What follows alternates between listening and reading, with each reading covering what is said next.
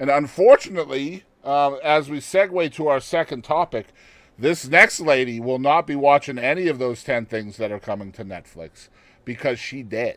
And I will tell you why. Did you guys know that a woman was found dead in her cubicle 4 days after clocking in?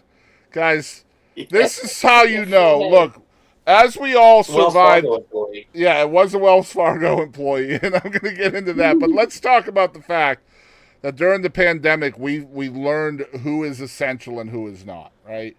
This lady was clearly not essential because Okay. nobody noticed not only that she wasn't working, but that she was literally Clocked in. decomposing while Yeah, clocked in. started She swelling, was yeah. literally she literally had bodily fluids leaking onto the carpet and she was getting paid to do it. Let's just keep it real. Wow. I mean, hell yeah for her on that. Right. Yes, queen. Hey, look, if you're going to die, at least do it while you're on the clock. paid. Am I right? Yeah. But A couple anyway, extra days out of it anyway. that's Yes, right. queen. Yeah. I need to call in my sick time. But anyway, Police in Tempe, Arizona are investigating after a Wells Fargo employee was found dead in her cubicle 4 days after she last scanned into the building.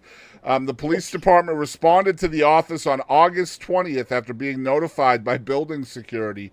Police identified the worker as Denise Prudhomme.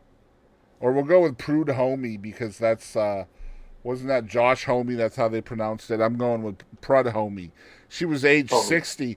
Her cause of death has not yet her cause of death has not yet been determined. The preliminary investigation did not show any obvious signs of foul play, police said. Now, Prudhomme scanned into, or it's probably Prudhomme, actually, scanned into the building the morning of Friday, August 16th. Her body was found on August 20th in her third floor cubicle. And she was pronounced dead at 4:55. A spokesperson for Wells Fargo said, "Oops." No, that's not what they said. Said Prudhomme's cubicle.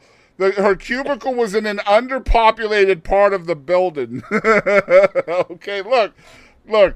There's a reason why we didn't know. It's because we sent her ass to Alaska. In the closet. For real. That old lady in the closet. We told her to go to the corner and she listened.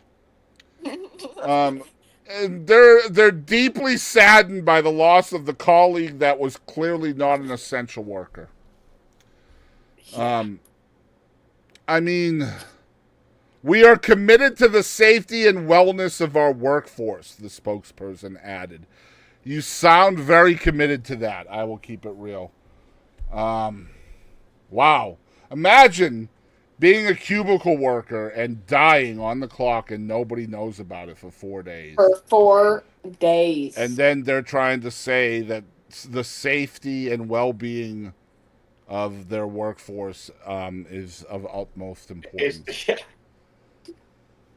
Oh, it makes a lot of sense. I mean, don't get me started on Wells Fargo to begin with. They're a bunch of fucking crooks, in my opinion, but what do I know? Correct. Come on, tell us what you really think. Hey, I will tell you. So, just a long story short, I will just say that during the pandemic, Wells Fargo told us that we did not have to pay for our mortgage because of the pandemic, essentially. So, basically, they gave us what they called rotating deferments.